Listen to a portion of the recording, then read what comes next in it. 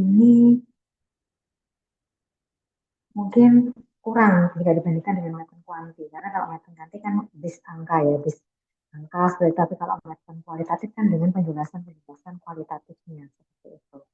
Nah, sebenarnya kenapa akhirnya ini diperlukan satu metode penelitian yang sifatnya kualitatif? Karena ternyata dengan kuantitatif itu masih ada hasil yang belum bisa maksimal gitu. Karena tadi akan angka, angka Pak. Kalau pengetahuan misalkan dalam penelitian tentang apa namanya faktor-faktor yang berpengaruh gitu terhadap satu masalah kesehatan itu angka bahwa ini berpengaruh seperti ini. Tapi penjelasannya itu perlu digali dengan kualitatif. Oh ternyata dari segi budaya seperti itu loh. Terus kedalamannya, pengaruhnya secara sebenarnya seperti apa terkaitnya itu bisanya dijelaskan dengan uh, kualitatif seperti itu, terutama terkait sosial budaya yang ada di masyarakat itu sangat perlu sekali digali dengan kualitatif. Gitu. Oke, kita bisa lanjut ke slide berikutnya ya. Ini saya jelaskan tadi, mungkin bisa lanjut saja lagi. Slide berikutnya. Nah, kalau prinsip penelitian kualitatif ini sebenarnya tujuannya adalah menganalisis dan memahami perilaku yang berpola dan proses sosial di masyarakatnya. Sehingga penekanannya adalah di prosesnya, karena untuk menganalisis, memahami itu kan mungkin perlu waktu yang lama, perlu pendekatan yang khusus ke masyarakat kita, beda dengan kuanti seperti itu.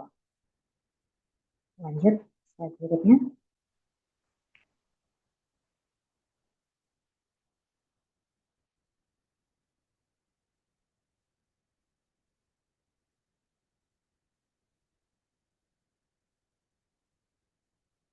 Oke, kita masuk ke ciri ya. Ciri kualitatif ini yang pertama adalah ada beberapa ciri, yakni datanya bersifat deskriptif karena dia kuali, kemudian lingkupnya itu lebih mikro, kemudian nanti ada pendekatannya sifatnya unik, lalu holistik, ciri berikutnya adalah komparatif, kemudian juga dalam kualitatif itu instrumen itu adalah peneliti. Jadi peneliti itu ada satu instrumen dalam penelitian kualitatif dan harus terlibat langsung dengan sasarannya. Kemudian teknik pengumpulan datanya juga uh, berbeda, ada teknik yang khusus seperti itu. Lalu sampelnya itu cenderung kecil dan juga desain penelitian yang sudah disusun itu sifatnya sementara. Karena kenapa? Keterkaitannya dengan tadi ciri yang peneliti adalah sebagai instrumen juga. Jadi dalam turun ke lapangan itu desainnya bisa berubah. Nah kita coba bahas satu persatu ya. Nah, untuk data bersifat deskriptif, nah ternyata di sini ada terkait dengan interpretasi terhadap fenomena yang digali ataupun yang diteliti, yang berusaha untuk dianalisis dan dipahami di masyarakat tadi. Dan interpretasinya ini tentunya dilakukan setelah sebelumnya ya. Kemudian untuk mikro-mikronya di sini merujuk pada mikro itu merujuk pada unit penelitiannya, yakni wilayah atau kesatuan sosial seperti itu untuk lingkungannya. Jadi hanya pada satu wilayah atau satu kesatuan sosial tertentu. Kemudian untuk pendekatan unik di sini adalah terkait peneliti itu harus punya pandangan keperpihakan pada gimana sih persepsi ataupun pandangan dari kliennya, daripada secara ilmu itu gini loh. Itu bukan seperti itu. Tapi kalau kuantitatif kan pastinya secara ilmiah seperti ini, seperti ini. Kalau nggak terjadi kenapa? Jadi sini lebih diusahakan atau lebih concern pada lokal ataupun klien. Itu. Kemudian kalau emik itu adalah budaya setempat yang diposisikan sebagai satu hal yang khusus atau unik daripada yang lain. Dan itu harus uh, berpandangan atau berpihak pada pandangan lokal tadi. Sehingga dengan berbekal itu, dengan berpatokan ini, nantinya kita bisa memahami sebenarnya bagaimana sih mindset penduduk lokal atau sasaran kita itu, sehingga terkait juga nanti apa atau sesuatu itu seperti apa sih diberikan suatu nilai, dianggap bernilai itu yang seperti apa, kemudian bagaimana mereka bertindak itu bisa akan lebih pasti. Ya. Kita lanjut ke ciri berikutnya. Nah, holistik di sini tentunya sebagai peneliti harus memperhatikan berbagai konteks yang nantinya berkaitan dengan sosial budaya, sehingga nanti kenapa sih suatu hal atau suatu fenomena itu bisa terjadi. Jadi harus secara holistik memperhatikan, tidak boleh hanya dari satu sisi saja, tetapi secara memperhatikan beberapa konteks, beberapa sisi seperti itu. Nah, kemudian komparatif. Nah, di sini peneliti harus berupaya untuk membandingkan fenomena satu dengan fenomena yang lain. Sehingga nantinya dengan analisis komparatif ini bisa mempertajam interpretasi dari hasil yang didapatkan. Ya, kita lanjut ke ciri berikutnya yang keenam, yakni peneliti sebagai instrumen dan terlibat langsung. Jadi sifatnya adalah participation observation, di mana nantinya dengan terlibat langsung ini, maka peneliti akan bisa mampu untuk melihat dan juga nantinya memproses dan menganalisa fenomena yang ada di masyarakat. Kemudian dalam metode kualitatif, teknik pengumpulan datanya ini adalah wawancara, observasi, dan eksibisi, tetapi yang utamanya adalah metode observasi. Seperti itu. Oke, lanjut ke slide berikutnya. Sampelnya kecil, jadi hanya baik itu wilayahnya ataupun cakupannya, karena di satu kesatuan sosial ya, satu kesatuan seperti itu. Kemudian penentuannya ini purposif, jadi kalau kualitatif pasti purposif. Nanti di bawah akan kita bahas sebutnya adalah untuk sampelnya itu informan. Jadi kita menentukan informan kuncinya siapa, informan uh, apa gitu di masyarakat. Kemudian juga hasil yang diperoleh ini tidak bisa dijelaskan, beda dengan kuantitatif. Kalau kuantitatif kan dia bisa jumlah ya. Tapi kalau di daerah lain yang punya atau yang sama karakternya itu bisa dari hasilnya. Kemudian kita ngomong tentang sampel ini nanti beda ya. Kalau kuantitatif kan ditentukan di awal ya, sampelnya kalau dari populasi sekian nanti dihitung nih segini. Nah, kalau kualitatif nanti kita nggak bisa menentukan.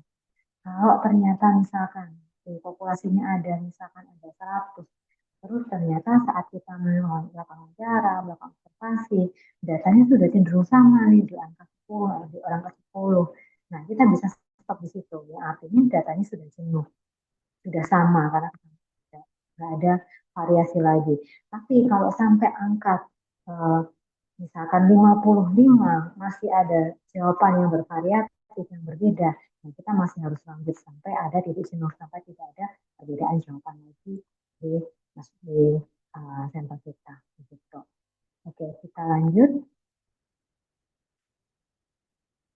Kemudian desainnya bersifat sementara karena tadi peneliti sebagai instrumen dan terlibat langsung, maka desain ini juga nantinya bisa berubah menyesuaikan dengan apa yang terjadi di masyarakat. Ini saya pakai WiFi IKA padahal. Tapi suaranya masih putus-putus ya. Oke. Kemudian sampai di sini ada yang mau didiskusikan sampai untuk pengantar sampai dengan ciri metode kualitatif sebelum kita lanjut ke pengumpulan data. Monggo.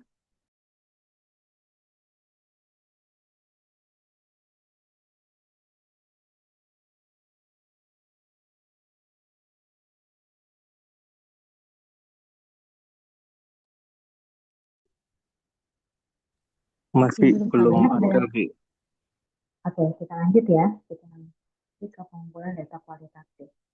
Nah, tadi sudah saya sebutkan ya di salah satu cirinya bahwa pengambilan data kualitatif untuk tekniknya ada tiga.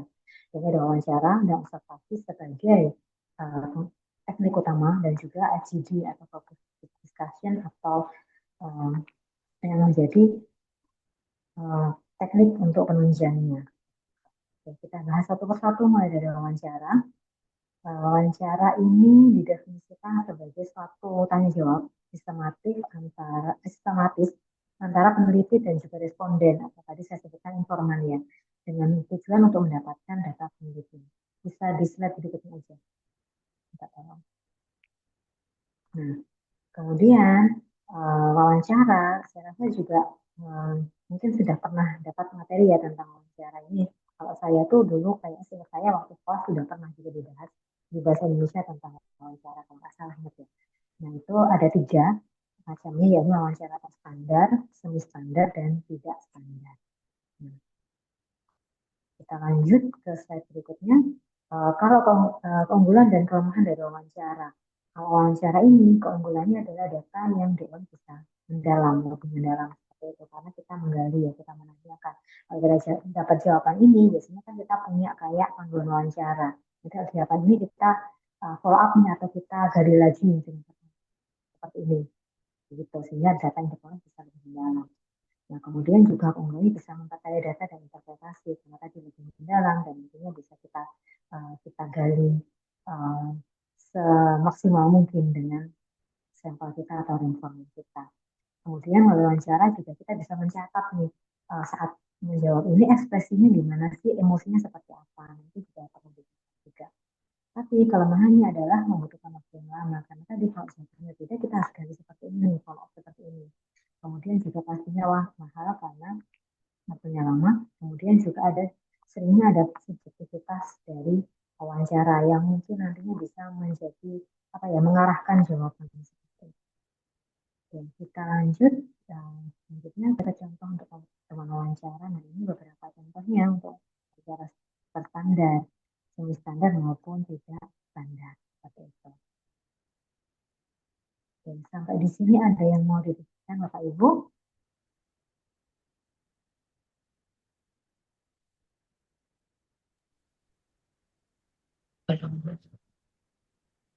Oke, kita lanjut aja ya ke teknik berikutnya yaitu observasi.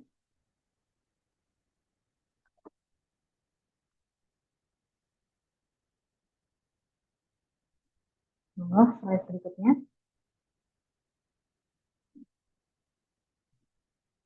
Nah, definisi dari observasi ini adalah penelitian atau pengamatan sistematis, jadi observe, mengamati, dan pengamatan sistematis dan juga terencana yang diniatkan atau diniati untuk memperoleh data yang terkontrol, validitas dan realitasnya. Jadi saat kita observe, sebenarnya kita juga sudah punya nih pedoman untuk observasinya. Seringnya kalau observasi itu berapa, nanti dicentang lihat, tidak dilakukan tidak seperti itu. Itu observasi. Kemudian di slide berikutnya ada beberapa macam observasi, yakni observasi tidak berpartisipasi, kemudian yang kedua observasi pasif, kemudian yang ketiga observasi moderat, yang keempat observasi aktif, dan yang kelima adalah observasi lengkap, di mana observasi lengkap ini adalah merupakan tingkatan tertinggi pada penelitian kualitatif. Kita bahas satu persatu untuk observasi, dan tidak berpartisipasi atau observasi participation ini adalah misalkan kita memperoleh datanya itu dari nggak langsung ya, langsung dari bisa dari radio, televisi, baca koran atau bahkan dari data sekunder lain dari instansi. Kemudian kalau partisipasi aktif di sini uh, peneliti itu ada sebenarnya di tempat penelitiannya, di tempat sasarannya, tetapi tidak terlihat nih. Jadi kayak nggak ada gitu, hanya memperhatikan, tidak terlibat langsung dengan sasarannya. Kemudian kalau partisipasi moderat, ini pada pengumpulan datanya, pemirsa ya ikut observasi partisipatif, tetapi hanya pada beberapa hal tertentu saja, tidak secara keseluruhan. Oke. Kemudian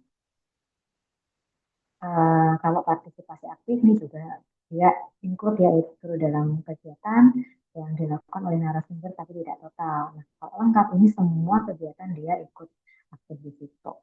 Seperti itu.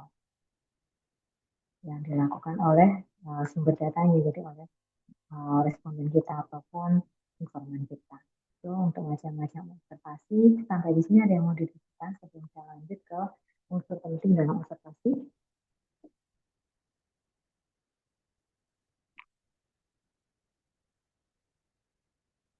Oke, mungkin bisa lanjut.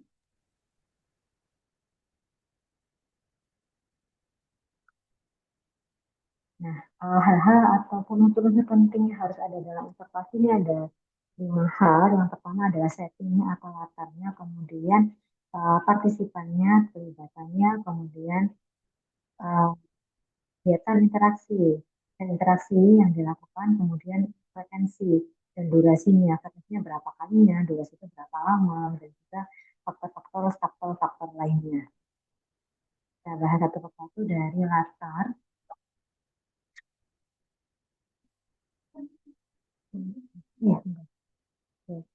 latar ini adalah terkait bagaimana sih lingkungannya, karena dari fisik, kemudian terkait konteksnya, tingkah laku juga, apa sih yang mungkin terjadi dan tidak mungkin terjadi konteks setting tadi latarnya. Kemudian keterlibatan ini adalah siapa saja sih yang nantinya terlibat dalam fenomena itu atau satu hal yang diamati. Kemudian berapa nih jumlahnya? Jumlah misalkan uh, institusi ataupun personnya dan peran mereka apa di situ. Terus kenapa sih mereka ada di situ dan juga sekiranya nanti siapa yang boleh dan tidak boleh ada saat observasi dilakukan. Misalkan kalau kita mau observe siswa untuk TTPS ya tidak pakai sabun. Nah, itu biasanya sebisa mungkin kita tidak mungkin tidak melibatkan untuk gurunya seperti itu ya. Supaya kita bisa tahu nih benar-benar gambar bagaimana sih kemampuan siswa untuk bisa tanpa sabun. Karena kan kadang guru itu suka gemes ya, suka nanti mengarahkan siswanya. Nah, itu artinya tidak boleh jadi situ ya. Artinya keberadaan mereka itu bisa mempengaruhi jawaban yang diberikan ataupun hasil observasi yang nantinya kita terima. Gitu. Oke. Kita bisa lanjut ke slide berikutnya terkait kegiatan dan interaksi. Nah, di sini terkait kegiatannya atau fenomena itu apa sih yang sebenarnya terjadi? Kemudian kira-kira apakah ada urutan kegiatan yang tepat? Kemudian juga bagaimana nih informan kita saling berinteraksi satu sama lain dalam kegiatan tadi dan juga bagaimana sih interaksi tadi bisa saling berhubungan, bisa saling mempengaruhi. Kemudian terkait frekuensi dan durasi ini adalah kapan situasi nanti mulai terjadi dan kapan berakhir, kemudian berapa lama, lalu apakah dia berulang pada periode tertentu, lalu kemudian kira-kira situasi apa sih yang nanti menjadi pemicu ataupun menyebabkan suatu fenomena tertentu, lalu apa nih yang menjadi hal-hal yang ternyata pas nih, ternyata nanti harus di note nih uh, dalam fenomena tadi yang kita gali. Oke, kemudian kita lanjut ke faktor-faktor. Nah, faktor-faktor yang ke E, nah di sini apakah nantinya ada hal-hal lain nih yang misalkan kegiatan informal dan tidak terencana. Kemudian apakah ada nih makna-makna tertentu dari mungkin istilah yang kita gunakan atau yang ada dipakai oleh masyarakat itu apakah punya makna simbolis atau makna yang berbeda nih. Kemudian juga bagaimana sih komunikasi nonverbalnya itu berpengaruh. Misalkan terkait pakaian, apakah warna pakaian itu bisa memberikan satu uh, makna tersendiri, lalu bagaimana ruangan cuci tata, kemudian apa nih hal-hal yang terjadi padahal seharusnya itu nggak ada, seharusnya nggak terjadi. Gitu. Ini faktor ini juga yang harus kita pertimbangkan di dalam observasi harus kita perhatikan. Oke, sampai sini ada yang mau diskusikan sebelum kita lanjutkan?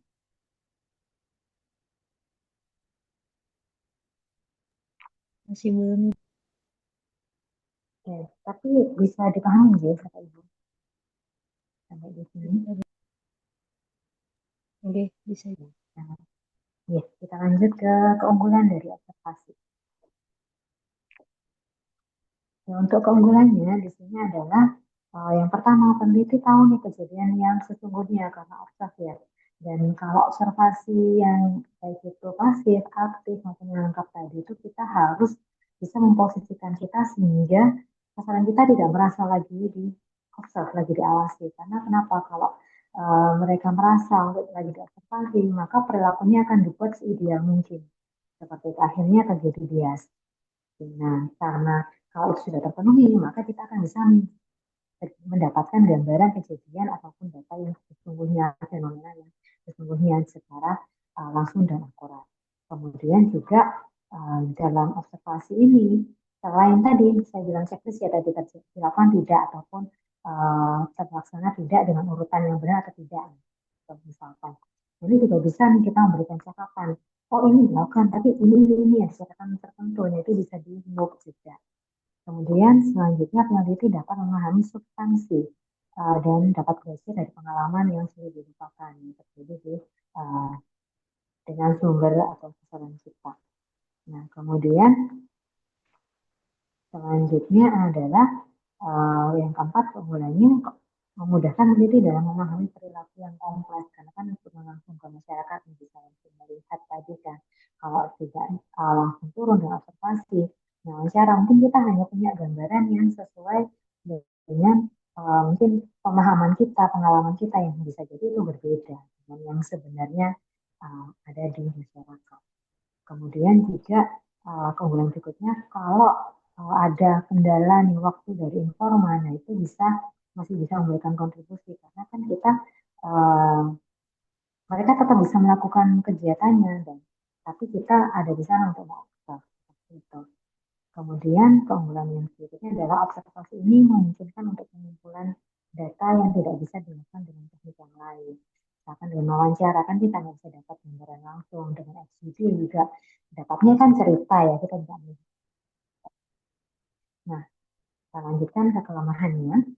Walaupun tadi keunggulannya banyak sekali, tapi tetap ada kelemahan dari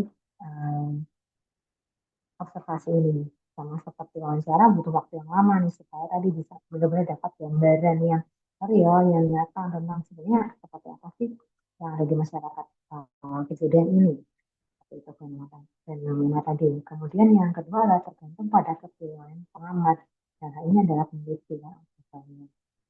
Kemudian juga kalau observer tadi sudah kenal, kemudian apalagi disegani, nah itu juga perilakunya bisa akan berbeda, jadinya dibuat kaku, dibuat seideal yang seharusnya seperti itu. Akhirnya kan bias tidak menggambarkan yang sebenarnya. Nah, kemudian juga observer yang peran ini, kita kan sudah meneliti juga mungkin punya keterbatasan waktu ya. Ada keterbatasan waktu membuat catatan karena juga kita harus ikut kan, harus ikut serta di masyarakat. Walaupun tadi di unggulannya bisa mencatat kan. Kemudian terkadang juga datanya itu tidak sistematis. Jadi ternyata kita dapat data ini nih, sudah dari ini dapat ini. Kemudian observasi di pengamatan lain sudah jalan lebih jauh. Oh ternyata di hari berikutnya itu lompat lagi, balik lagi ke informasi untuk memperkuat informasi data yang hari pertama. Sehingga nanti harus pintar-pintar supaya menganalisnya bisa tepat. Karena tentunya akan lebih sulit untuk analisis. Nah, sampai di sini ada yang mau didiskusikan sebelum kita lanjut ke FGD?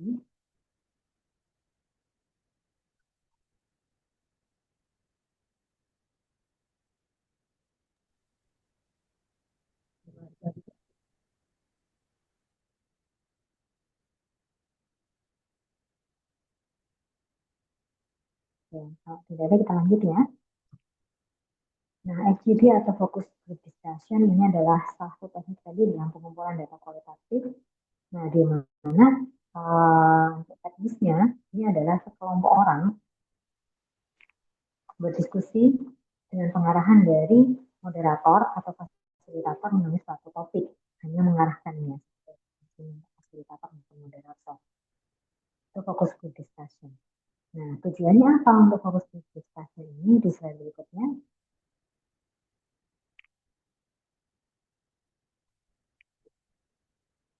Untuk mendapatkan informasi yang mendalam tentang suatu aspek yang sedang dipelajari tentunya atau fenomena yang digali dalam penelitian, terutama yang berkaitan dengan sikap ataupun tanggapan terhadap suatu hal, bisa itu program, bisa itu suatu fenomena ataupun satu kejadian atau kebijakan. Kemudian kita lanjut ke karakteristiknya.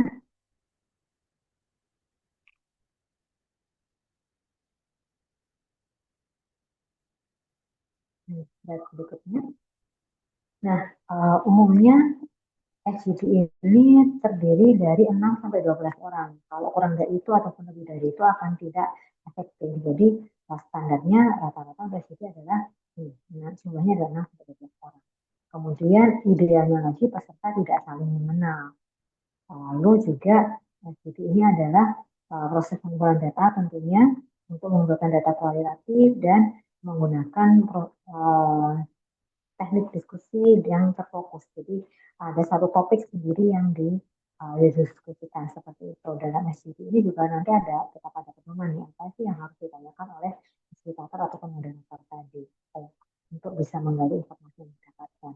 Nah, SGD ini juga harus diamati kalau bisa di mana informan yang dominan itu jangan sampai ada informan yang dominan. Jadi semua peserta itu harus memberikan insight-nya, harus memberikan pendapatnya dalam FCD, diskusi. Nah, kemudian juga harus diingat, ini harus jadi pegangan untuk fasilitator dan ataupun moderator. Kan kita menanyakan ya, misalkan apa yang diketahui tentang misalkan tentang penyakit menular, misalnya apa ya, DBD, seperti itu. Misalkan apa yang diketahui tentang DBD, misalkan apa. Kalau ada yang menjawab salah, itu nggak boleh kita nggak boleh meluruskan, nggak boleh memberikan apa ya, klarifikasi yang benar tuh kayak gini di proses FGD-nya. Itu nggak boleh. Jadi dibiarkan aja semua mengalir, kita catat, supaya kita dapat informasi gambaran sebetulnya. Nah, begitu diakhiri, kalau memang mau diklarifikasi untuk informasinya, itu nggak apa-apa. Tapi setelah FGD-nya berakhir. Jadi itu harus digarisbawahi ya, bahwa kalau ada yang menjawab ternyata itu sebenarnya salah secara tidak seperti itu, nah itu jangan dibenarkan saat FGD-nya sedang berlangsung. Tapi nanti setelah di close, ditutup, rekaman dimatikan, audit outputnya dimatikan, seperti itu baru kita boleh klarifikasi foto untuk FGD. Oke, sampai di sini bisa dipahami Bapak Ibu? Insya Allah bisa, Bu. Oke, kita lanjut ya untuk penggunaan FGD. Nah, sebenarnya FGD ini sangat luas sekali untuk penggunaannya, tidak hanya di penelitian kualitatif sebagai instrumen, tapi juga dalam penyelenggaraan satu program tertentu. Kemudian untuk penyusunan media itu juga bisa berperan. Kalau mungkin di komunikasi kesehatan itu dalam yang namanya proses ya, dalam satu perencanaan pembuatan atau perencanaan komunikasi itu bisa dilaksanakan dengan FGD untuk pengembangan medianya. Kita bahas satu persatu ya. Nah, untuk penelitian ini terkait perancangan kuesioner, survei, kemudian juga untuk bisa menggali atau memberikan informasi mendalam tentang penelitian terkait penelitiannya atau informasinya, dan juga membuat hipotesis untuk penelitian. Nah, kemudian kalau dalam program ini pertanyaannya adalah sebelum pembuatan program, kemudian juga bisa jadi saat pelaksanaan program bisa menggambarkan kira-kira apa yang menjadi kendala ataupun di sekarang. Kalau sebelum program perencanaan itu bisa untuk need assessment, jadi supaya program yang nantinya direncanakan itu sesuai kebutuhan masyarakat. Sehingga kalau sesuai kebutuhan masyarakat, nantinya mereka juga akan merasa memiliki terhadap program tadi. Dan juga pada saat pelaksanaan program, kemudiannya dan sesudah ini untuk evaluasi juga pastinya. Nah, kemudian kalau uji media massa ataupun uji media, kita ada terkait untuk perancangan media dan juga untuk pretest ataupun uji coba. Jadi kalau suatu media dalam perancangan komunikasi ataupun perancangan media itu harus diuji cobakan ke diuji cobakan supaya nanti tahu nih sesuai sesuai enggak medianya, materinya sudah sesuai enggak nih, bahasa yang digunakan bagaimana, dengan sekarang tadi apakah sesuai belum, kak ternyata masih sesuai ya harus dilakukan perbaikan.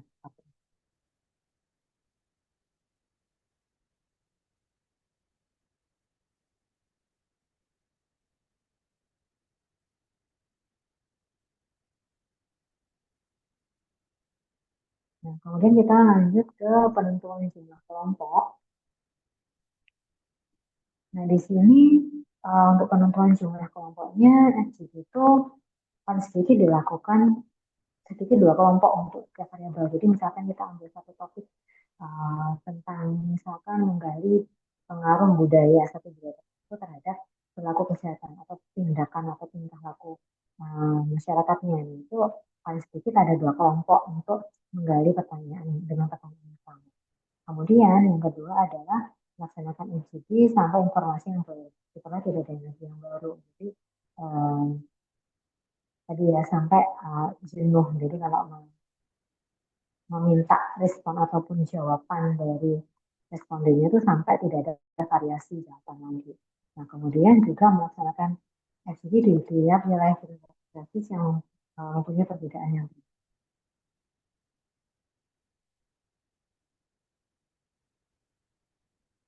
Kemudian bagaimana sih menentukan komposisi kelompok? Nah, ini ada beberapa hal ya, tapi tidak perlu semua ini jadi satu patokan, harus ketemu semuanya itu tidak, tergantung bagaimana sih karakteristik informasi kita dan seperti apa sejauh mana kedalaman informasi yang mau kita gali. Nah, beberapa hal ini bisa jadi status kelompoknya harus bermacam-macam, kemudian status pemakai atau pengguna terkait inovasi kesehatan yang ada, atau kesehatan, kemudian juga bagaimana sih tingkat pengalaman atau keahlian yang dimiliki oleh sasaran kita, lalu juga umur, pendidikan, pekerjaan, status perkawinan, perbedaan budaya, dan juga kehidupan. Tapi harus digarisbawahi ya bahwa ini tidak semua harus dipenuhi oleh kelompok yang jadi informan kita, tetapi disesuaikan dengan apa sih yang mau kita gali, siapa sih yang harus kita mintain informasi. Oke. Sampai di sini bisa dipahami ya Bapak Ibu.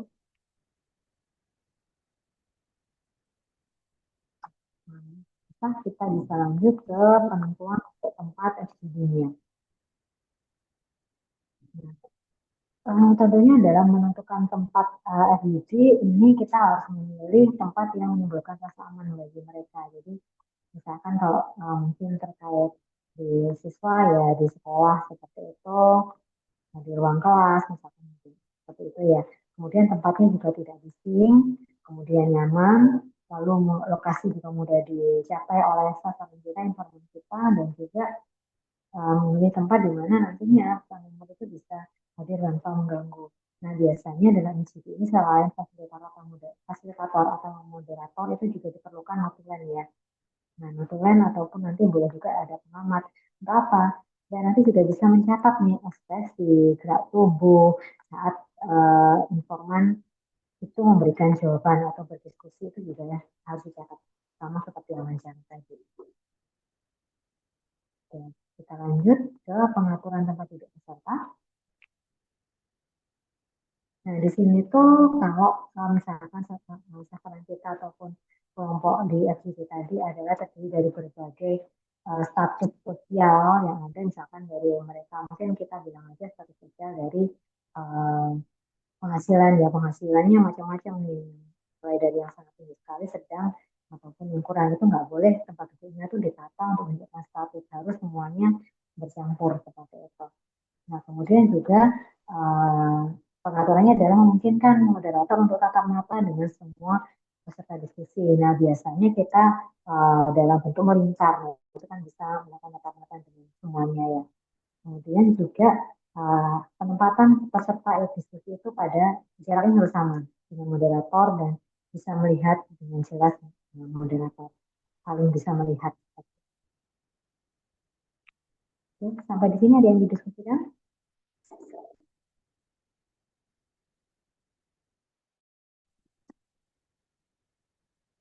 Sebelum saya lanjutkan, monggo.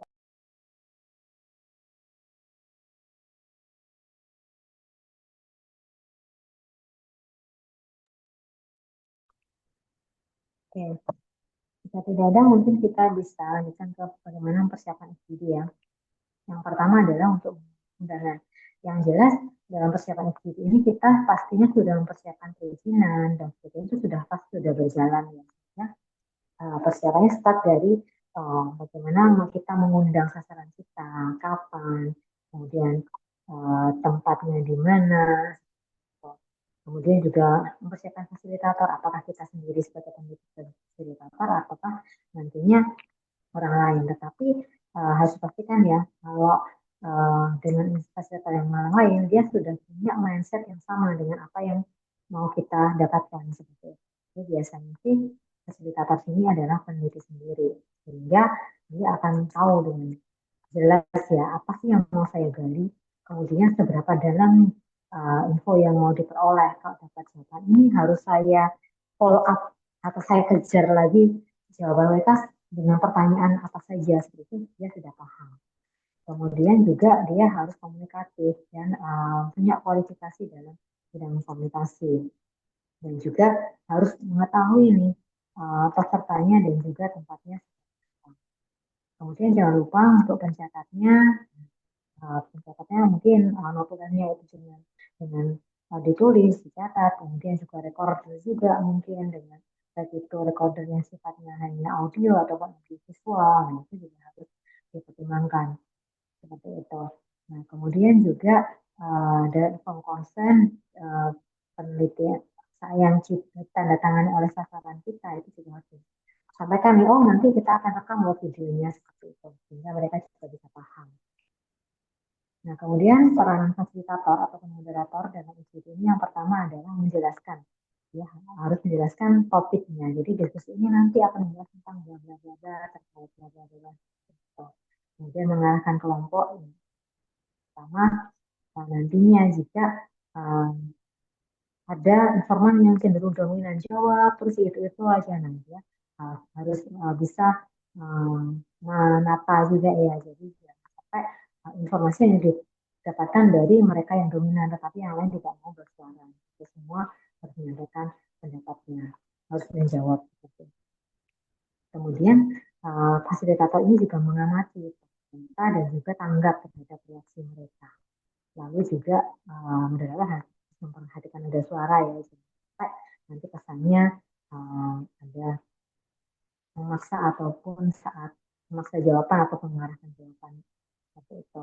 Kalau misalkan nanti jawabannya tidak sesuai yang seharusnya atau salah gitu, sampai ada suaranya berubah dan menyinggung.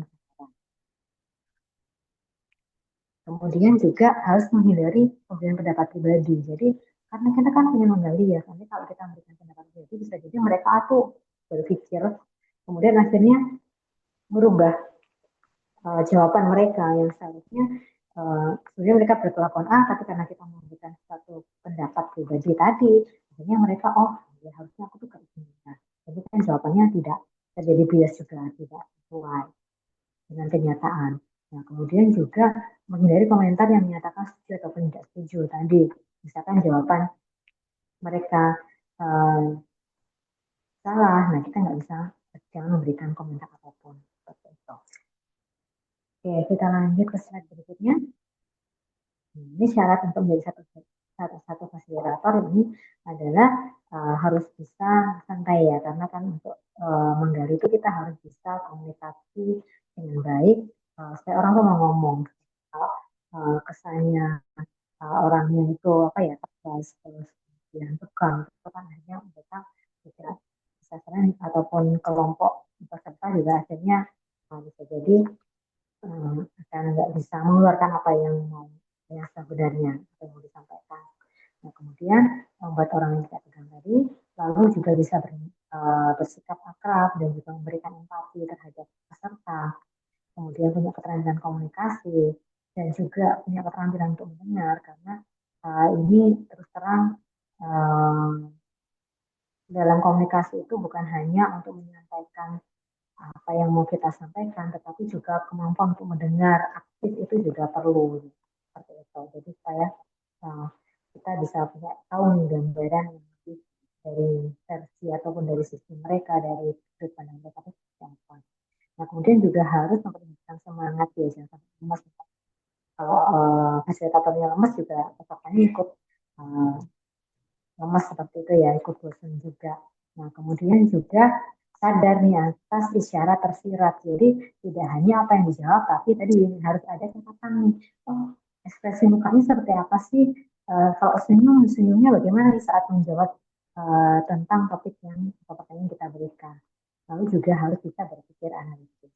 Itu adalah persyaratan fasilitator. Sampai di sini bisa dipahami Bapak Ibu? Bisa, Bu. Ya. Kita lanjut ke pelaksanaan ya. Nah, tadi setelah persiapan di slide berikutnya dalam pelaksanaan juri tadi mulai dari undangan, kemudian dan lain sebagainya termasuk peralatan tadi. Nah, selanjutnya adalah kita make sure ya bahwa pelaksanaannya tadi tempat, sarana, dan alat yang kita perlukan. Nah, termasuk nanti kalau dibutuhkan ternyata supaya kita tahu nih nanti untuk lebih akrab, nggak salah sebut nama pakai name tag itu boleh diberikan. Kemudian selanjutnya saat pelaksanaan FGD juga pembukaan FGD-nya, jadi harus ada salam, kemudian juga dalam memberikan salamnya disesuaikan juga dengan tempatnya, kemudian pesertanya, lalu juga jangan sampai ada satu kesalahan dalam menjelaskan tujuan, terus jelaskan juga nih fasilitatornya itu ataupun pentingnya itu sebenarnya siapa sih, kemudian dari mana, tujuannya apa. Nah, kemudian juga selanjutnya adalah teknik dalam pengelolaan FGD tadi, hal-hal yang harus dikuasai oleh apa namanya, oleh fasilitator tadi, bagaimana nih mau untuk melemparkan pertanyaan, kemudian untuk menarik jawaban dari semua semua peserta, jangan sampai ada peserta yang dominan dan ada yang diam saja, itu nggak boleh. Kemudian selanjutnya adalah penutupan FGD.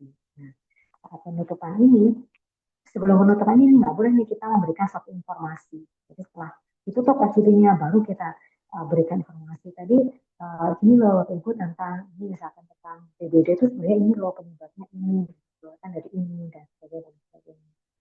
Seperti itu dilakukan setelah FGD-nya ditutup. Oke, untuk pelaksanaan apakah bisa dipahami Pak Ibu?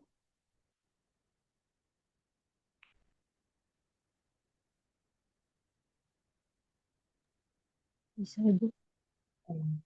Kita lanjut ke teknik pengelolaan FGD ya, lebih detailnya lagi ada beberapa teknik nih, mulai dari klarifikasi atau elaborasi, reorientasi, kemudian ahli atau orang yang berpengaruh, kemudian peserta yang dominan, lalu ada peserta yang diam, dan juga penggunaan gambar atau foto. Kita bahas satu persatu mulai dari klarifikasi.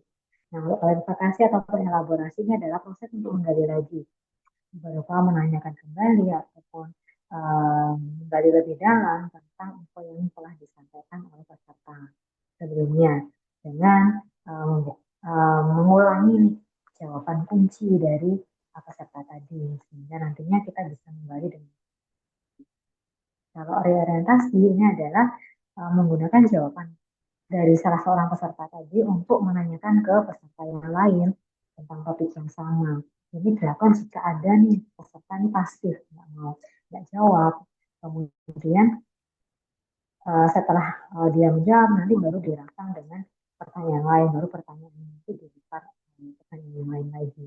Kemudian pertanyaannya juga ke pengalaman ya, lebih pengalaman sehingga lebih mudah dijawab oleh peserta. Kemudian terkait orang berpengaruh itu sudah saya sebutkan tadi ya, dijelaskan tadi di awal bahwa jangan sampai nih ada orang yang disegani atau ditakuti, itu akhirnya akan membuat jawaban mereka tuh diideal-idealkan. Nah, sampai orang yang punya peran ini itu berpengaruh ini ada di tengah-tengah FGD seperti itu. Misalkan pengalaman saya dulu FGD di SMP untuk penelitian saya terkait perilaku pencegahan perilaku merokok ya di sekolah. Nah itu saat FGD saya minta untuk guru tidak ada di dalam ruangan. Karena kan kalau ya, ada salah satu pertanyaan nih, tahu nggak nih merokok nggak? Tahu temannya merokok nggak? Nah biasanya kalau ada guru kan mereka pasti tidak mau menjawab, bilangnya nggak ada kok. Seperti itu. Nah, jadi orang-orang yang berpengaruh ini harus tidak berada di dalam ruangan supaya tidak mempengaruhi siapa yang diberikan peserta. Nah, kemudian kalau untuk menyetop peserta yang dominan supaya dia tidak tersinggung seperti itu ya bisa dengan misalkan kita sampaikan, oh terima kasih Bapak, siapa namanya, kita sebutkan namanya. Oh, tadi informasi sudah banyak sekali nih yang diberikan oleh Bapak. Sekarang kita tanyakan ya bagaimana pendapat Bapak yang lain seperti itu. Apakah sama juga? Kemudian untuk peserta yang diam tadi dengan reorientasi, dengan tadi bisa memancing dengan jawaban penghina atau peserta yang lain, sehingga dia mau menjawab. Nah, kemudian juga penggunaan gambar atau foto. Ini supaya lebih menarik, kemudian juga membuka wawasan dan juga nantinya bisa membuat video itu bisa lebih dinamis juga, lebih hidup dan juga nantinya bisa mengarahkan ke konteks yang sebenarnya mau kita mau yang peneliti harapkan atau diinginkan. Nah, tetapi dalam mengenai FGD ini juga tiap-tiap topik atau tiap-tiap pertanyaan itu tidak harus dibahas oleh semuanya. Jika misalkan, oh biasanya pendapat kok dengan bapak ini, nah berarti kan dia nggak perlu direorientasi lagi ya, karena dianggap sudah sependapat dengan pendapat sebelumnya dan tidak ada pendapat lain yang berbeda. Oke. Itu untuk teknik pengelolaan. Ada yang mau didiskusikan sebelum kita lanjutkan, Bapak Ibu?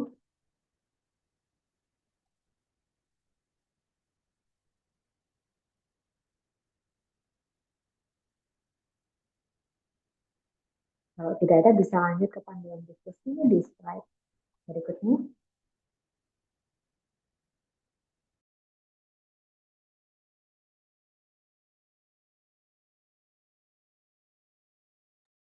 Nah, bisa lanjut aja Bu, ini tadi sudah saya jelaskan. Oke, lanjut lagi. Nah, di sini untuk panduan diskusi ini sebenarnya apa sih panduan diskusi itu? Jadi panduan diskusi ini tentunya akan menjadi patokan ya, patokan dalam FGD. Kira-kira pertanyaan apa sih yang harus dilemparkan? Walaupun mungkin tetap ada not-not kecil nih, kalau ada jawaban ini, nanti kita gali seperti ini. Itu harus ada di panduan diskusi juga jika diperlukan. Nah, kemudian juga bagaimana menyiapkan panduan diskusi ini? Tentunya berdasarkan tim, itu memang jadi satu tim ya. Berarti kan FGD tidak hanya untuk penelitian, tapi bisa untuk program, bisa untuk pengembangan media. Yang tentunya biasa jadi program untuk media, tapi dikembangkan oleh satu tim tertentu, bukan antar semua. Nah, tapi kalau misalkan untuk penelitian, biasanya panduan ini pasti didiskusikan juga dengan siapa, dengan pembimbing. Misalkan. Nah, kemudian juga dalam panduan diskusi ini juga harus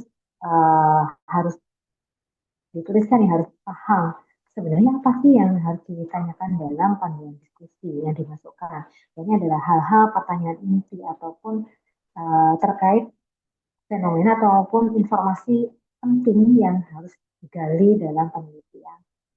Kemudian juga ada alur panduan diskusinya dari pertanyaan yang sifatnya umum dulu, baru nanti mengkerucut lebih ke yang khusus. Gitu. Oke. Kita lanjutkan ke keuntungan dan kerugian FGD. Untuk keuntungannya adalah ada sinergisme di mana informasi yang kita dapatkan itu semakin luas, semakin kompleks, sehingga kita nanti bisa mendapatkan sesuatu yang baru dari proses FGD ini. Kemudian juga dia sifatnya snowballing, jadi dari apa ya, snowball itu kan menggelinding ya, menggelindingnya semakin dia menggelinding kan semakin besar, jadi informasinya itu akan semakin besar yang didapatkan, akan semakin banyak informasi. Nah, kemudian ada stimulation untuk peserta yang lain tadi yang sifatnya pasif atau pendiam itu bisa distimulasi sehingga dia bisa melihat dan kita bisa mendapatkan gambaran. Kemudian security ini juga kalau misalkan ada yang sependapat itu biasanya orang itu akan merasa safe untuk menyampaikan, untuk ikut berbicara tentang hal yang sama.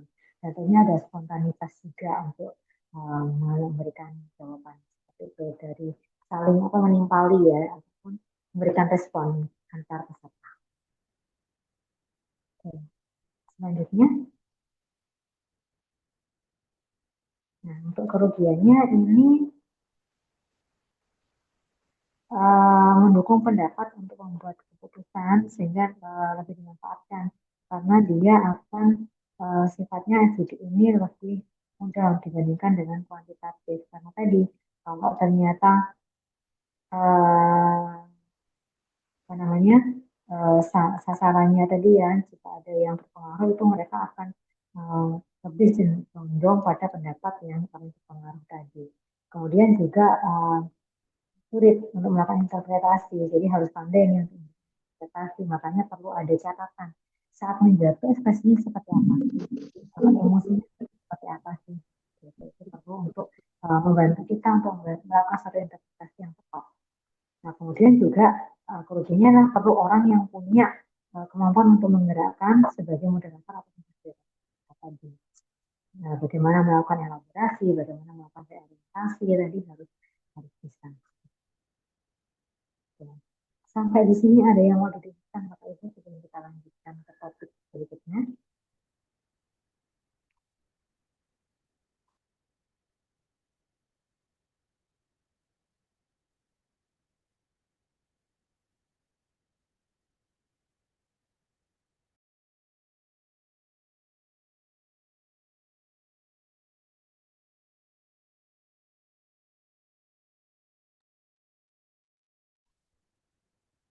Monggo, apakah ada yang mau didiskusikan atau kita lanjutkan?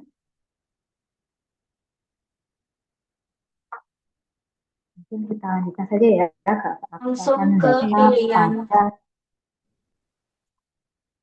Absen data pada pendidikan kualitatif ya. Jadi keabsahan data ini mungkin kalau di kuantitatif, bukan mungkin ya, kalau di kuantitatif itu kemarin pasti sudah belajar tentang validitas dan reliabilitas ya. Itu adalah keabsahan data sebenarnya. Kan bahwa data itu valid, reliable atau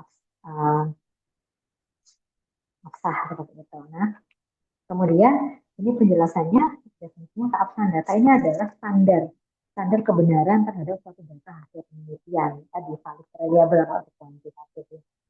Kemudian kalau dalam penilaian kualitatif ini adalah bisa jika tidak ada perbedaan di antara yang dilaporkan peneliti dengan yang sesungguhnya terjadi pada objek penelitian. Yang tentunya ini merujuk pada sejauh mana sih penelitian tadi akurat dalam mewakili fenomena yang ada di masyarakat yang diteliti tadi. Jadi keakuratan. Next slide. Kemudian keabsahan data tadi mencakup apa saja? Ini ada credibility, derajat kepercayaan. Kalau datanya akurat, penelitian akurat, tentunya bisa derajat kepercayaan akan tinggi. Kemudian transferability, keteralihan, lalu dependability atau kebergantungan, confirmability, kepastian, dan authenticity atau keaslian. Kita bahas satu persatu. Credibility dulu. Di slide berikutnya, Bu.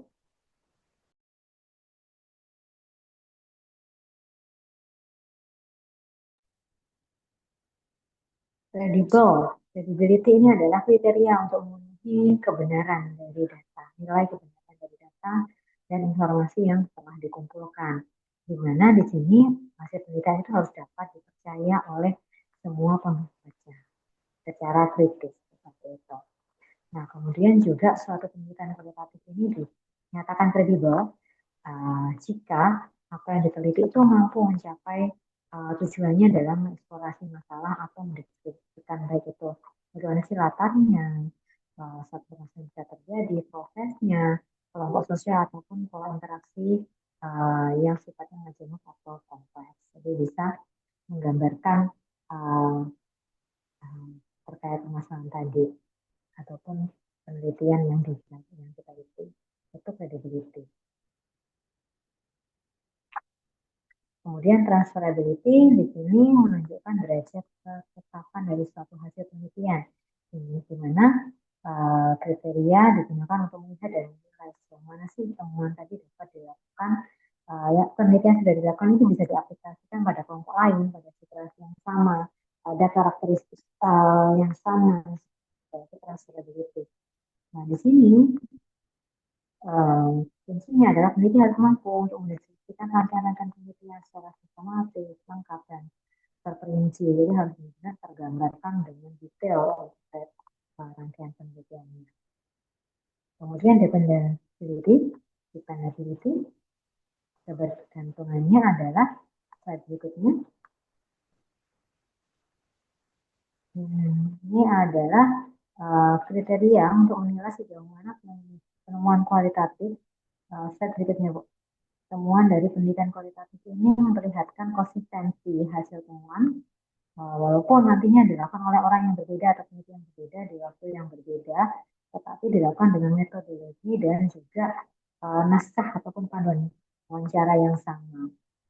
Kemudian juga Ini dilakukan dengan cara untuk mengumpulkan data yang lengkap, mengorganisasikan data, dan juga menelaah data secara menyeluruh dan sebaik mungkin. Sehingga nantinya bisa nih, dipastikan bahwa jika nanti ditanyakan lagi hasilnya sama. Oke, slide berikutnya, confirmability atau kepastian. Nah, di sini kesediaan peneliti untuk mengungkapkan secara terbuka tentang proses-proses penelitian, kemudian komponen-komponen atau penelitian, ya, sehingga nantinya pada nanti penelitian lain itu bisa melakukan penelitian tentang hasil temuannya. Karena pun kalau kita mau berpatokan ke penelitian sebelumnya, ya kita harus tahu nih, oh penelitian ini seperti apa sih detailnya, prosesnya, rinciannya, kemudian instrumennya juga harus bagaimana, itu kan harus kita pahami. Kemudian juga mengacu pada transparansi dan objektivitas sendiri dalam pengumpulan data maupun pada analisisnya. Jadi harus dipastikan itu. Oke. Selanjutnya authenticity ataupun keaslian. Di sini adalah terkait data yang diterima itu harus benar-benar terjaga keasliannya. Kemudian juga keaslian ini nantinya konsepnya diungkapkan sejak penelitian di mana penelitian tadi memberikan kesempatan dan memfasilitasi untuk nanti sasaran itu mau mengungkapkan konstruksi personal lebih detail sehingga mengalami untuk pemahaman memahami dari uh, fenomena yang ada. Oke, lanjut berikutnya.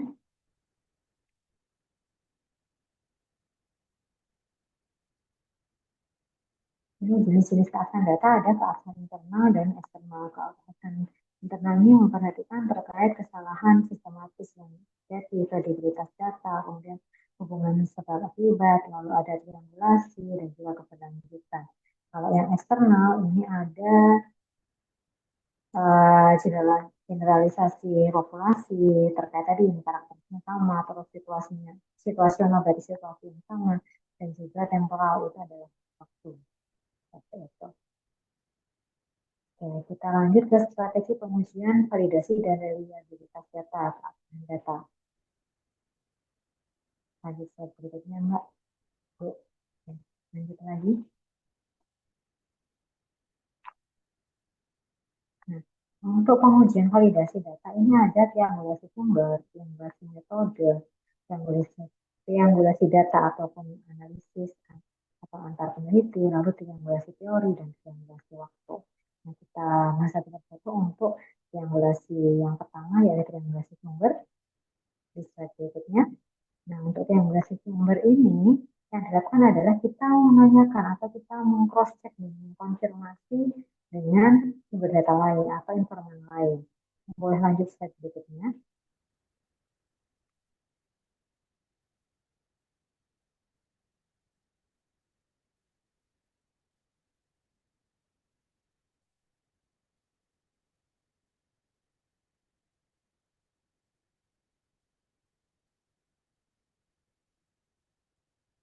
Di slide berikutnya. Nah, ya, jadi ada yang dilakukan adalah meng-cross check jawaban dengan jawaban yang dari informan kita dengan informan yang lain, dan misalkan antara informan kunci dan informan utama seperti itu.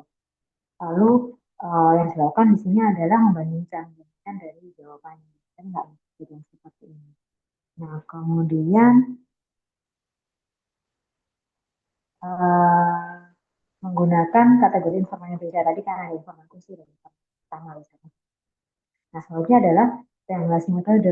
Triangulasi metode di sini adalah menggunakan metode yang beberapa metode dalam pengumpulan data. Meskipun kita punya metode utamanya yang misalkan kita lakukan FGD ini dan observasi. Nah, nanti ataupun dengan observasi dan wawancara. Kalau yang pernah saya lakukan adalah metode wawancara dengan FGD. Triangulasi metode. Nah, kemudian slide berikutnya ada triangulasi data atau analisis tanpa peneliti. Nah, di sini analisis itu bisa dilakukan oleh lebih dari satu orang dalam pengumpulan data ataupun analisisnya. Kemudian juga bisa dengan meminta umpan balik dari informasi terkait triangulasi data atau analisis. Kita lanjut ke yang keempat, triangulasi teori. Nah, di sini hasil akhir penelitian kualitatif itu dianggap sebagai rumusan informasi atau tesis statement ya. Kemudian tesis statement ini atau rumusan informasi tadi dibandingkan dengan teori-teori yang relevan. Nah, ini tujuannya apa? Untuk menghindari bias individual dari peneliti. Jadi boleh nih dia meneliti secara teori. Dari teori yang relevan itu hasil seperti. Nah, kemudian kita lanjutkan lagi di triangulasi waktu, triangulasi yang kelima. Nah, di sini dilakukan pengecekan dengan wawancara ataupun teknik lain dalam waktu atau situasi yang berbeda. Nah, nanti kalau waktunya berbeda, jawabannya sama atau enggak sih? Kemudian, kalau ternyata hasilnya berbeda, maka nanti harus dilakukan lagi, harus diulang lagi sampai nanti ditemukan yang sebenarnya terjadi itu seperti apa sih? Sampai datanya pasti seperti itu. Dengan triangulasi waktu. Oke. Selanjutnya, sampai di sini mungkin ada yang mau didiskusikan oleh Ibu?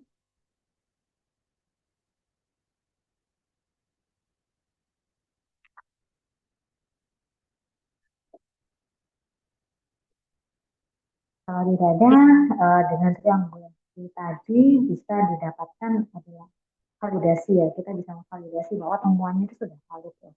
Bahwa hasil data yang didapatkan itu sudah valid. Kemudian juga mengidentifikasi inkonsistensi tadi nih, kalau datanya berbeda harus dicari lagi kan, harus diulangi lagi sampai ternyata itu supaya tahu, supaya didapatkan satu data yang konsisten. Kemudian juga nantinya bisa mendapatkan pemahaman yang lebih luas karena oh ternyata sebenarnya kalau kata si informan A itu seperti ini, tapi kalau kata yang lain seperti ini dianggapkan dengan orang lain lagi, oh ternyata kata C sama dengan si A. Terus mengurangi bias juga. Kemudian untuk strategi pengujian hasil penelitian untuk menguji validitas datanya yang pertama adalah teliti representatif data. Jadi apakah data tadi sudah representatif nih? Apakah dari data yang diambil nih sebenarnya sudah jenuh atau belum nih? Kemudian juga untuk teliti bias ada nggak bias yang terjadi. Kemudian selanjutnya juga dengan melakukan cross check data dengan fakta dari sumber data lainnya. Misalkan membandingkan data yang sudah diterima, kemudian menggunakan informasi yang berbeda tadi. Lalu jika ada perbedaan, tadi juga harus dilakukan cross check. Lalu juga bisa jadi dilakukan satu penelitian tambahan. Karena kenapa? Kualitatif ini adalah informasi sebagai instrumen dan peneliti itu peneliti itu ada instrumen. Jadi kalau ternyata dirasakan oh saya perlu nih untuk tambahan lagi untuk menggali data lagi itu bisa dilakukan. Beda dengan kuantitatif kan harus cakep sesuai dengan proposal yang sudah dibuat. Nah kemudian juga bisa dengan meminta umpan balik dari informasi. Oke, kita lanjut ke reliabilitas data. Nah, di sini adalah mengacu pada konsistensi dan stabilitas data. Sejauh mana sih penelitian tadi dapat direplikasi atau konsisten jika dilakukan dapat diulang dalam kondisi yang serupa. Nah, kemudian strateginya ada strategi yakni slide berikutnya. Yang pertama adalah melihat dan mengamati kembali rekaman ataupun gambar ataupun video yang kita sudah buat atau kita dapatkan selama penelitian, kemudian juga mendengarkan berkali-kali dari rekaman audio. Kemudian juga memeriksa kembali transkrip dari rekaman suara atau video. Karena nantinya kalau penelitian kualitatif ini adalah kita membuat satu transkrip untuk transkrip penelitiannya tentang pertanyaan dan jawaban dan informasi misalkan gerak tubuhnya seperti apa, ekspresi seperti apa, juga harus terikut ataupun tertulis dalam transkrip penelitian. Oke, kita lanjut. Nah, kemudian apa sih yang menjadi tantangan dalam make sure bahwa data kita itu terjaga? Yang pertama adalah adanya keterbatasan waktu dan juga sumber daya itu pasti. Kemudian subjektivitas peneliti ya, karena peneliti sebagai instrumen turun ke sasaran langsung seperti itu bisa jadi tanpa sadar itu membawa bias. Jadi uh, mindsetnya atau pola pikirnya bisa jadi menjadi uh, ada subjektivitas gitu, terbawa. Kemudian juga selanjutnya tentu saja adalah teknik pengumpulan datanya mungkin saja tidak memadai karena tidak tepat atau kurang bervariasi untuk teknik yang dilakukan. Kemudian juga keterbatasan dalam proses validasi yang kadang-kala ini para peneliti sering diabaikan atau dilakukan dengan tidak konsisten untuk validasinya tadi atau simulasinya. Nah, kemudian juga kesulitan dalam transferabilitasnya. Nah, kemudian gimana nih untuk mengatasi tantangan tadi? Nah, yang pertama adalah tentunya dengan memperpanjang masa observasi sehingga nanti kebebasan waktu sudah menjadi tidak ada lagi ya. Kemudian juga melakukan triangulasi supaya tadi tidak ada bias subjektivitas. Kemudian ada peer debriefing, yakni kita ajak nih rekan sejawat kita yang paham untuk melakukan diskusi dan juga melakukan evaluasi dari hasil yang didapatkan. Kemudian juga menerapkan prosedur kualitas. Oke, sampai di sini ada yang mau didiskusikan Bapak Ibu? Sebelum kita lanjut, Izin Bu, ya silakan. untuk triangulasi itu apakah dilakukan semuanya atau salah satu sesuai dengan kebutuhan kita? Seperti itu. Oke, bisa dilakukan sesuai dengan kebutuhan. Jadi sekiranya mana yang sesuai dengan karakter penelitian kita atau data yang kita gali itu yang bisa digunakan. Bisa dipilih Pak Bu, nggak harus dilakukan semua.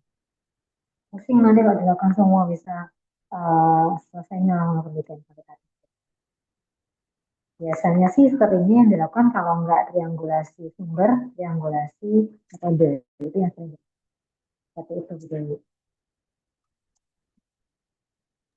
Berarti disesuaikan gitu ya Bu, dengan kebutuhan kita. Tapi yang sering Oke. itu tadi yang sumber. Ya, Baik, Bu. Terima kasih. Izin Bu, oke. tadi sedikit putus-putus gitu. Oke. Kayaknya saya tadi juga memang belum menyebutkan kok kalau triangulasi itu bisa dilakukan sesuai dengan kebutuhan kita. Ya, terima kasih Bu Dewi atas pertanyaan. Terima kasih kembali Bu Enda.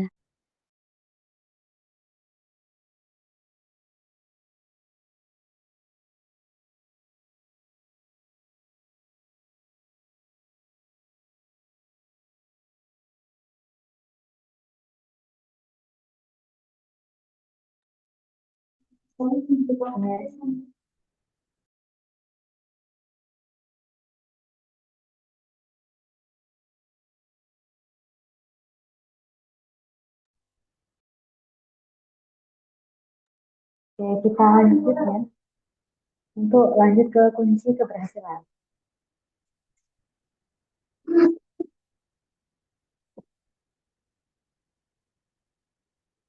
Kita lanjut ke slide berikutnya.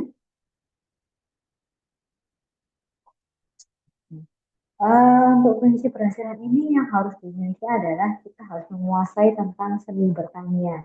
Karena kan tadi harus bisa menyampaikan pertanyaan, kemudian juga memfollow up pertanyaan supaya bisa benar-benar tergali kedalaman ataupun mendapatkan jawaban yang sangat dalam sekali untuk penelitian kualitatif. Kemudian juga seni mendengarkan ini yang penting karena dengan kalau kita mendengarkan kita juga akan tahu saya harus menggalinya bagaimana pertanyaan lanjutan apa yang harus saya berikan seperti itu dan juga melakukan investigasi kreatif dengan terkait topik tadi dengan aku dengan informasi kita. Nah kita bahas satu persatu.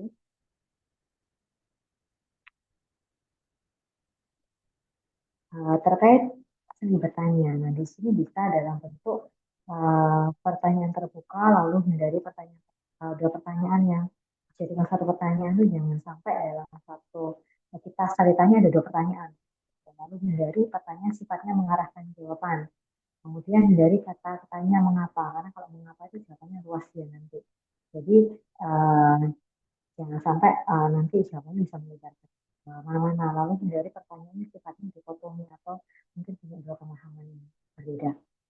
Kemudian untuk seni mendengarkan di slide berikutnya.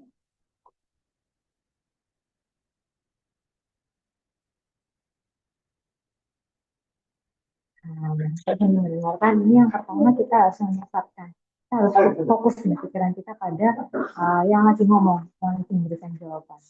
Nah, kemudian juga hanya bicara jika perlu untuk menjernihkan kebingungan atau menghidupkan diskusi. Jadi biarkan mengalir itu. Lalu juga memperhatikan mimik dan ungkapan peserta. Ini penting sekali. Terkadang jawaban apa, tapi ekspresinya berbeda. Nah, itu kan bisa jadi ada makna yang berbeda juga. Itu yang harus kita seperti itu. Nah, kita lanjut nih dalam kuncinya juga kita harus bisa melakukan probing. Ya, probing itu adalah kemampuan ataupun keterampilan untuk melakukan stimulasi dalam percakapan sehingga nanti mendorong responden untuk menjawab pertanyaan secara lengkap. Nah, untuk probing ini ada beberapa macam, ada echo probing, jadi nanti kayak seperti mengulang lagi ya, mengulang dari jawaban tadi untuk memastikan klarifikasi. Lalu ada requested probing, ada saran probing, encouragement, dan repeat seperti itu. Nanti mungkin untuk teknik probing ini nanti bisa dipelajari sendiri ya. Ini sebenarnya mungkin sebenarnya sering kita lakukan cuma kita baru sadar. Nah, kemudian terkait analisis data kualitatifnya, ini bedanya kelihatannya seperti ya. Analisis data kualitatif, nah analisis ini adalah proses untuk mengatur urutan data dan mengidentifikasikan dalam satu pola ataupun kategori satuan dasar ataupun patternnya seperti itu. Itu ada analisis dalam data kualitatif. Kemudian pokok-pokoknya apa saja di slide berikutnya.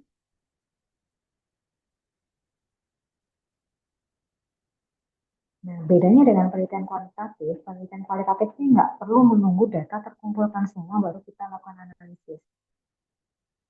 Nah, beda ya, kalau kuantitatif kan harus semua angka-angkanya atau datanya terkumpul baru nanti bisa dilakukan entah itu digambarkan secara distribusinya, distribusi frekuensinya, ataupun digambarkan secara analisis statistiknya itu kan harus terlengkap, sudah ada dan lengkap. Tapi kalau data kualitatif ini tidak perlu sampai data terkumpul, ini sudah kita bisa mulai untuk menganalisis. Kemudian juga kalau misalkan dalam penelitian tadi ataupun dalam kualitatif tadi kan misalkan dalam pengembangan media ataupun pengembangan program tadi banyak orang yang dilibatkan, artinya perlu sering melakukan koordinasi, perlu adanya pertemuan periodik untuk membahas ini. Kemudian juga untuk melakukan analisis data ini juga diperhatikan hal-hal misalkan kita perlu menelaah kembali semua informasi yang sudah kita kumpulkan. Kemudian juga kita kelompokkan lagi berdasarkan topik atau minat atau jawaban. Nah, makanya data kualitatif ini bisa dilakukan, bisa dianalisis, walaupun belum semua terkumpul. Karena kenapa? Karena kan ini kualitatif ya. Biasanya jawaban itu akan ditentukan melalui kesamaan jawaban, karakteristik jawaban seperti itu bisa dikelompokkan berdasarkan jawabannya si A, jawaban tipe A, jawaban tipe B seperti itu bisa dikelompokkan. Jadi nanti kalau ada data tambahan tinggal masuk ke kelompok yang berbeda atau dibuatkan satu kelompok yang ternyata ini ada yang data yang berbeda nih, data yang berbeda. Nah, kemudian juga bisa mengelompokkan juga berdasarkan kelompok informasinya. Jadi kelompok utama jawabannya bagaimana, informasi jawabannya bagaimana, seperti itu. Kemudian juga melakukan perhitungan, melakukan identifikasi dari jawaban yang sering muncul, identifikasi juga terhadap persamaan dan perbedaan dari segi jawaban, dan juga analisis hubungan antar komponen.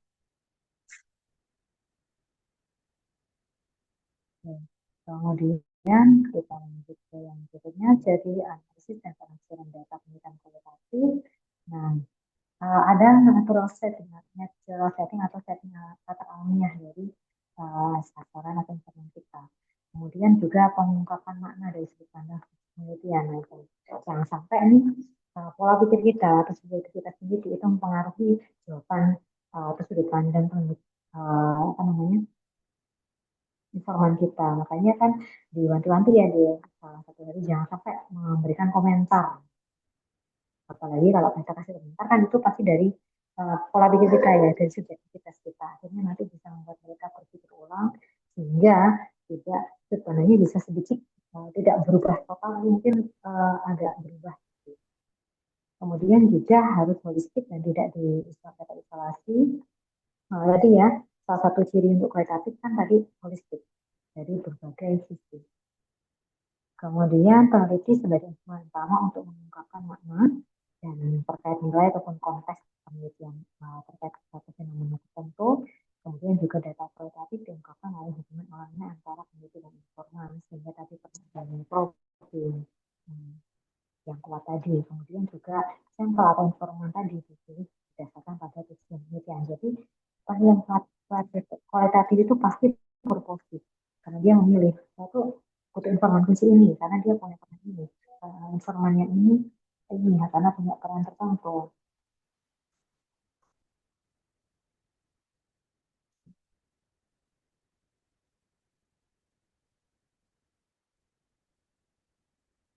Kemudian juga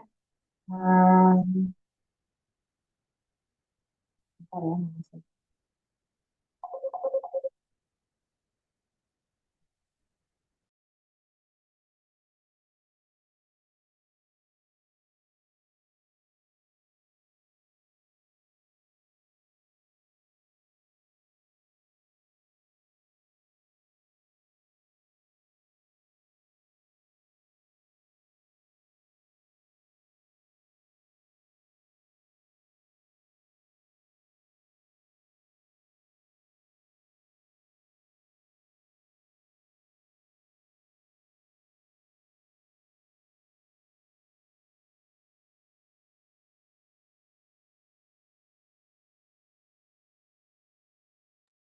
Izin Bu Indah, masih off mic Bu.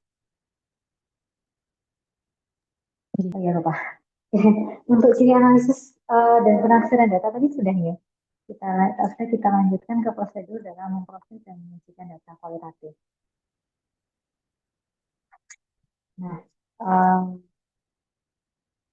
untuk terkait pemrosesan pengunjung data kualitatif ini berdasarkan sama deskripsi informannya itu bisa didescribe juga standard notes, jadi terkait catatan-catatan yang diperlukan juga harus mengatur data nih, kira-kira tadi ada pengelompokan tadi, ada kategori-kategori tadi, sehingga nantinya data-data yang kita dapatkan bisa diringkas, kita lakukan peringkasan data dalam bentuk diagram, matriks ya, nanti matriks wawancara seperti itu dalam diagram, flowchart, table, yang diperlukan.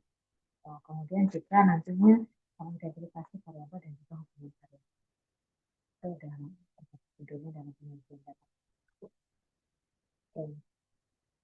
Kita lanjut ke kesalahan dalam interpretasi data yang sering terjadi. Nah, ini yang nggak boleh ya, mengkuantifikasi data kualitatif sektor atau terdeskripsi. Misalkan, oh sekian orang menjawab ini, sekian orang menjawab itu, jangan sampai terkuantifikasi. Kemudian juga jangan sampai perang menggali informasi secara mendalam.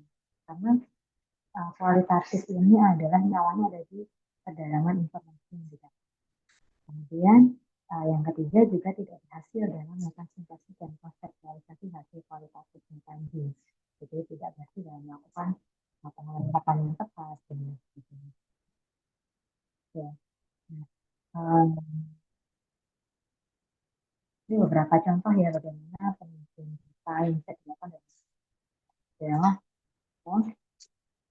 nah ini pengelompokan yang misalkan itu kelompok dikelompokkan umur untuk respondennya kemudian sekian nanti dia menjawab nih ternyata untuk pembelian makanan untuk ini makanan lunak ya untuk ibu nanti ibu muda tuh seringnya memberikan 7 sampai 4 sampai 7 bulan untuk pembeliannya tapi rata-ratanya biasanya 6 bulan kan nggak ada angka ya lalu jenis makanan yang diberikan juga seperti ini untuk ibu muda ada bubur gitu bubuk kacang juga ya, yang terbaik kenapanya adalah kentang buah yang diberikan biskuit lalu frekuensi pemberiannya itu dia memberikan 1 sampai 2 kali dan sehari tergantung. Nah, ternyata mereka punya kesibukan juga gitu. pengasuh ataupun karena seorang dan siapanya karena seorang yang berumur lebih dari 45 jawabannya berbeda dikelompokkan gitu tidak banyak ternyata berbeda ini kita kan sudah berbeda kok. Oke. Ini kalau dalam bentuk tabel. Kalau dalam bentuk diagram ada nih di slide berikutnya.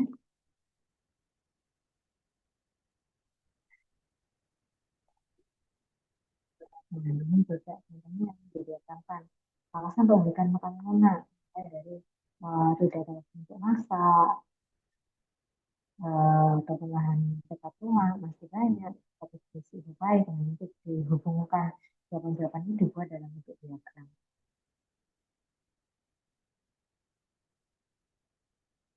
Sehingga nantinya dari diagram ini bisa saling terkait juga. Ini berdasarkan jawaban. Lalu yang lain juga seperti ini. Contoh lainnya, slide berikutnya.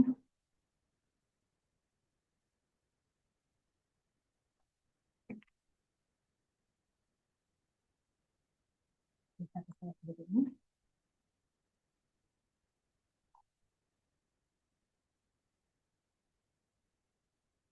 Nah, digambarkan dalam diagram juga ini terkait ini kan ibu menyusui yang menderita diare. Jawabannya bisa tidak ada tindakan, kemudian dia langsung berhenti menyusui ataupun memberikan lagi ataupun berobat ke dukun, ada yang berobat ke puskesmas, kemudian juga misalkan ternyata yang berobat puskesmas ini juga masih ada nih yang langsung dia hanya minum obatnya atau ada yang dia minum bikin ramuan. Kalau tidak ada tindakan itu ternyata dia langsung bikin ramuan nih, teknis ini. Kemudian dia ada yang sembuh, kemudian ada yang lain sebagainya. Oke, kita lanjut lagi ke contoh berikutnya terkait interpretasi. Nah, ini contoh nih yang didapatkan dari pertanyaan alasan menjadi donor darah nanti kelompokkan beberapa nih. Nah, ini sebenarnya harusnya dirahasiakan ya namanya, tapi ini kalau di transkrip kita sih yang dimiliki sendiri ya, tidak dipublikasikan ataupun tidak dilaporkan dalam laporan skripsi ataupun laporan penelitian boleh seperti ini. Kita tandai untuk mengingat ya. Nah, dari jawaban sering Amin, Irma, Ima, dan dari nanti ada interpretasi yang bisa disimpulkan. Seperti itu contohnya. Yeah.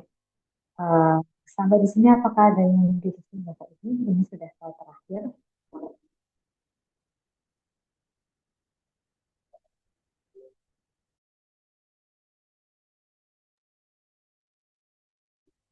Bagaimana?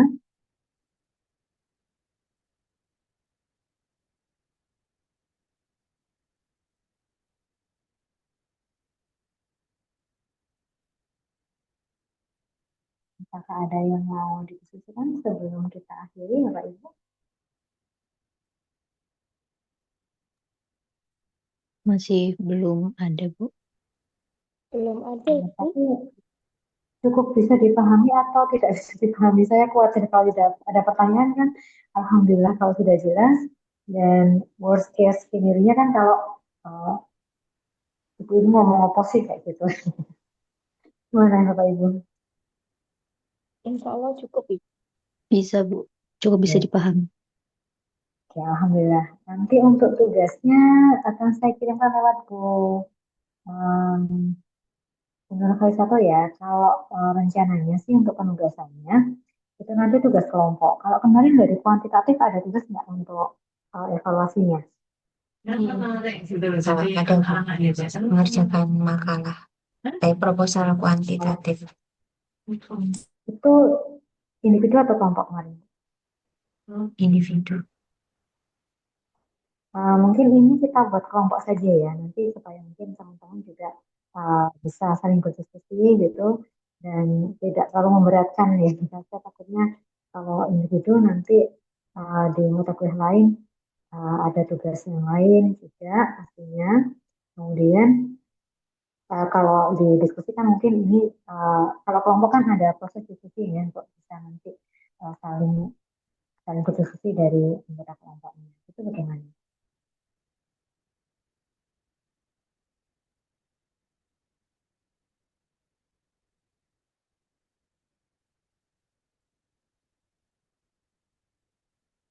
Ini tugas kelompok mawon ya, nanti untuk menyusun proposal penelitian kualitatif. Gitu. Untuk topiknya saya serahkan ke kelompok, saya tidak membatasi ataupun tidak menuntut ke topik yang seperti apa.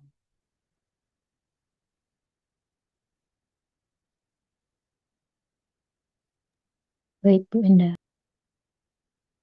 Ya. Jadi Bapak Ibu, jika tidak ada yang lagi terkait dengan materi kualitatif ini, semoga apa yang sudah kita diskusikan hari ini bisa memberikan satu manfaat, bermanfaat bagi semuanya dan juga bisa dipahami oleh semuanya. Nanti insya Allah jika ada hal-hal atau materi tambahan akan saya kirimkan dalam menurut kualitatif seperti itu. Bapak Ibu, sekali lagi saya mohon maaf jika ada yang kurang berkenan, terutama ini harusnya 8 atau 7 pertemuan tapi di berapa jadi satu pertemuan slot seperti itu. Saya mohon maaf sekali Bapak Ibu, dan terima kasih untuk pengertiannya. Jika ada hal-hal yang mungkin nanti kurang dipahami dan mendiskusikan, monggo nanti bisa kita diskusikan lagi. Bisa menghubungi saya. Izin Bu Indah, Oke. izin konfirmasi berarti penugasannya berupa proposal kualitatif nggih, Bu? Iya, pendidikan kualitatif. Tugas kelompok ya, Ibu. Monggo diatur satu kelompok 5 orang mungkin ya, karena kan ada 20, jadi nanti akan ada 4 kelompok. Gitu. Monggo diatur juga untuk kelompoknya seperti apa. Saya ngikut dari kelasnya, mohon. Baik, terima kasih Bu Indah. Ya, sama-sama. Oh iya, untuk Salma. Salma ada ya?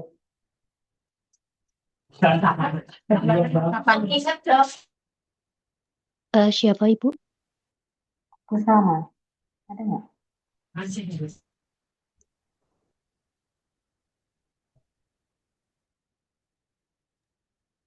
Salma siapa Ibu? Ini ya, untuk PJMK dari mata kuliah PTN. Karena saya lihatnya nama-nama detail ya. Oh, Bu Samara Salma.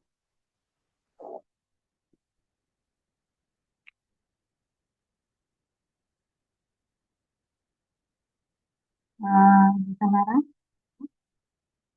mohon izin saya bahas untuk mata kuliah PTN ya. Nggih, Bu. Untuk PTN ini sebenarnya materi sudah habis semua. Kemarin untuk pertemuan terakhir sudah saya serahkan materi dan untuk penugasan. Nah, ini apakah teman-teman masih merasa perlu untuk kuliah 2 topik ini atau sudah dicukupkan melalui pembahasan dan penugasan semuanya kemarin? Kalau memang sudah dirasa cukup, maka kita sudah selesai untuk perkuliahannya. Tidak perlu ada pertemuan lagi. Seperti itu.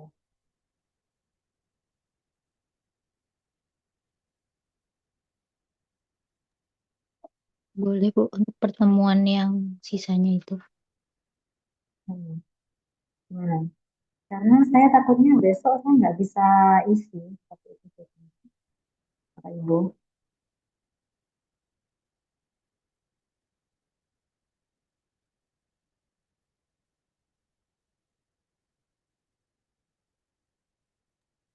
Jadi kalau dirasa sudah cukup, nanti saya bisa Izin melakukan penugasan bertanya, Bu. UAS.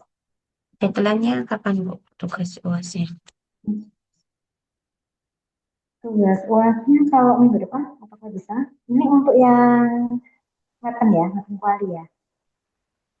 Tanggal